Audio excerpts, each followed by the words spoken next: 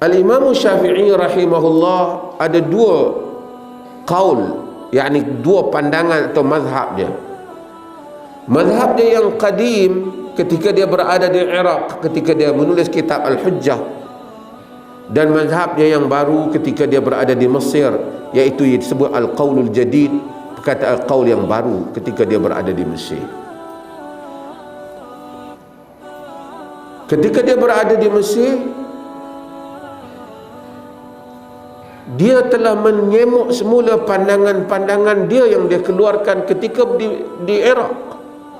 Al-Imam Syafi'i rahimahullah, dia menulis ketika di Mesir kitab dan dia menyatakan bahawasanya wala aj'alu fi hil man rawahu anni, aku tidak menghalalkan siapa yang meriwayatkan mazhabku di Iraq, kerana dia kata mazhab dia yang patut dipegang ialah mazhabnya yang di Mesir, iaitu qaul jadid, mazhab baru dia yang dia berada di Mesir. Pun begitu, ulama-ulama hatta ulama-ulama mazhab Syafi'i menyemak bahawasanya qaul dia yang qadim, qaul dia yang lama yang dia berada di Iraq itu ada lebih kurang 18 qaul dia yang lama lebih kuat daripada qaul dia yang baru. Logiknya yang baru lebih kuat daripada yang lama. Yang baru itu bukan hasil kadang-kadang nasnya sama, tetapi manusia melakukan pemerhatian yang baru, observation yang baru, dia tengok benda, dia buat kesimpulan yang lain. Kerana nas iaitu Al-Quran dan Sunnah sahaja, itu adalah raw material, bahan mentah. Bagaimana bahan itu hendak diserasikan dengan kehidupan manusia memerlukan ijtihad. Ijtihad itu perlu juga bukan saja memahami nas, tetapi memahami realiti, memahami manak, memahami realiti, memahami konteks kepada nas, dan memahami keadaan yang berlaku di kalangan manusia. Ataupun kadangkala ada sebahagian bahan yang dikumpulkan dahulu, apabila dia berpindah, dia bertambah usianya, dia mendengar, dia melihat kekuatan dan menganalisa, ada sudut-sudut yang barangkali dia rasa dia terlepas pandang dahulu, lalu dia memberikan ijtihad yang baru, pandangan yang berbeza dengan pandangan yang lama, disebabkan pengalaman, umur, masa, berjumpa dengan orang lain berhujah. Ulama-ulama mazhab Syafi'i hatta mereka tak kata tentulah imam yang mengeluarkan perkataan bahawasanya mazhabnya ialah mazhab yang jadid, mazhab yang baru. Tiba-tiba mereka kata 18 pendapat yang lama lebih kuat. Apa antara 18 pendapat yang lama yang lebih kuat itu? Antaranya yang kita salat tadi, waladdallin. Kata apa? Amin. Kita kuatkan amin. Qaul yang qadim kata amin dikuatkan, amin.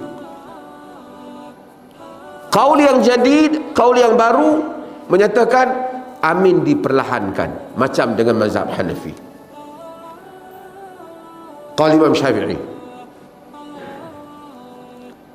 fa in qalaha qalu wa asma'u anfusahum, dalam jika fa in qalaha, jika imam kata amin, makmum pun kata amin, wa asma'u anfusahum, mereka dengarkan amin itu untuk diri mereka sendiri, wala uhibbu an yajharu biha aku tak suka jika mereka menguatkan bacaan amin itu. Itu dalam Al-Um. Fa in fa'alu, jika mereka kuatkan amin itu, fala syait alaihim, tak apalah. Kalau kuat pun tak apa. Tapi aku tak suka. Maksud qaul qadim kata kuatkan amin. Qaul lama kata kuatkan amin. Qaul baru kata perlahankan amin. Dalam mazhab Syafi'i, dia amal qaul baru ke qaul lama? Qaul baru ke qaul lama? Tak dengar. Qaul baru qaul lama? Ha? Qaul lama. Kalau ikut kaedahnya yang Imam Syafi'i suruh, ambil qaul dia yang baru.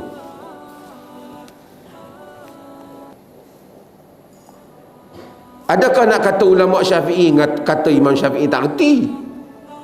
Tidak, kerana pendapat, analisa mereka tengok balik dalil-dalil, qaul lama lebih kuat. Contoh yang lain, qaul lama kata baca surah ni ataupun ayat selepas Fatihah pada rakaat pertama dan yang kedua. Rakaat yang ketiga dan keempat hanya Fatihah saja, tak baca apa-apa dah. Seperti yang kita amalkan. Betul tak? Dalam Al-Um kata wa fil ukhrayain, pada dua rakaat yang akhir, Ummul Quran wa ayah, baca Ummul Quran dan baca ayat-ayat lain. Amalan dalam mazhab Syafi'i qaul lama, bukan qaul baru. Bagi menunjukkan bahawasanya apa? Hatta ulama-ulama pada zaman itu tak ada orang yang kata, awak hampa nak ikut mazhab Syafi'i lebih pandai daripada dia lagi. Tak ada orang kata. Kerana ilmu berdasarkan pada hujah, perbahasan dan perbandingan kepada hujah-hujah yang telah diberikan.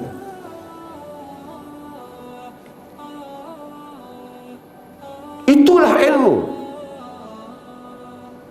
Apabila kita kata kita tidak terikat secara fanatik kepada sesuatu mazhab, bukanlah bererti kita menyatakan orang yang bermazhab itu sesat. Tak ada. Cuma kita tidak terikat, bukan berarti tak ada mazhab. Bagi setiap yang diamalkan, kalau kita jaharkan basmalah, ada mazhabnya. Kita sirkan basmalah, ada mazhabnya. Kesemuanya adalah mazhab yang 4. Cuma kenapa tak pilih mazhab Syafi'i? Seperti mana hatta ulama-ulama dalam mazhab Syafi'i, mereka sendiri tak pilih qaul imam mereka yang baru, yang sepatutnya dia suruh pilih, mereka pilih yang lama. Kerana atas alasan itu lebih kuat.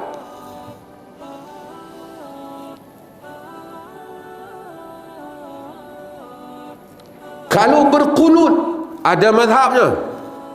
Tak berqunut juga ada mazhabnya. Tak ada orang-orang yang mengaji di IQ atau mengaji di Perlis menyatakan siapa yang kunut maka jadi sesat. Tak ada.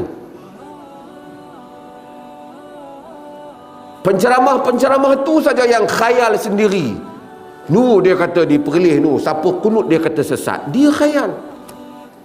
Dia buat sendiri cerita, darabani wa baka, saya sebut. Syatamani wa shtaka. Dia pukul aku, dia menangis. Dia maki aku, dia mengadu.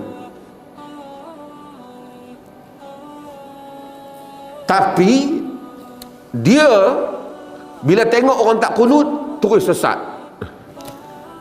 Dia kata padahal tak kunut tu ada mazhab dia, mazhab yang majoriti.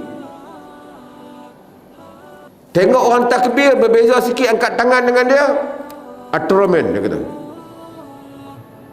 Padahal ada sunnah Nabi. Ada sunnah Nabi.